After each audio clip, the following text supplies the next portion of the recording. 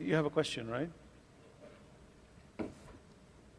Why did the laws of gravity become a discovery at the time of Isaac Newton if the sixth Imam taught these laws many years ago?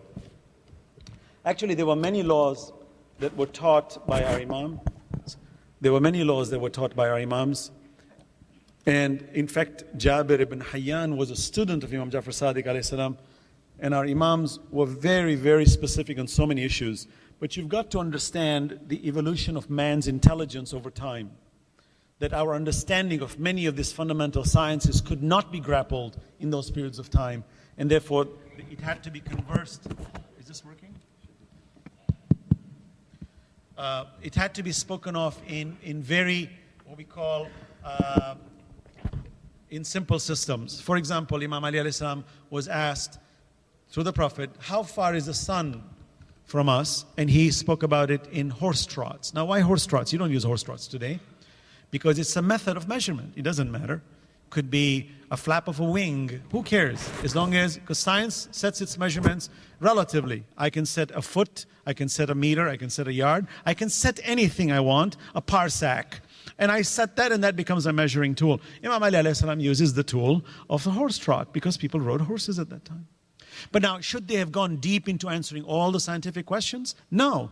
In fact, it was strategic for them not to mention it because Allah subhanahu wa ta'ala is showing us that when it comes to methodical systems of exposure in science, the human race already has that ability. In fact, at the University of Colorado, when I was having a debate with an atheist who was a mathematician, who was a logician doing his PhD, he asked me that question. He said, why has your book not got all the answers to all the scientific discoveries if this is the book of God? Excellent question. I said, God is very pragmatic with us. And He has already endowed us with the ability to expose natural laws. And we can ascertain them on our own. Hence, it would be redundant for God to tell me that which I can confirm myself.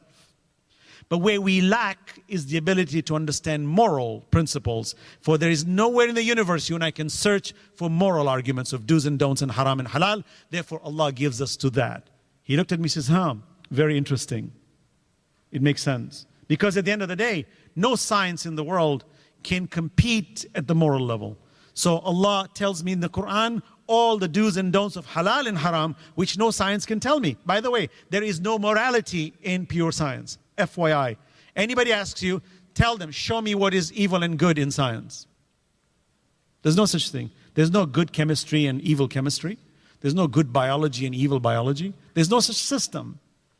So notice that there is no morality in science. But at the end of the day, it's about morality that's at question, not about my scientific prowess and my ability to know the universe. Heck, if I know that, I can answer many questions. I can build aircrafts and I can do all kinds of things, but that doesn't make me a good person.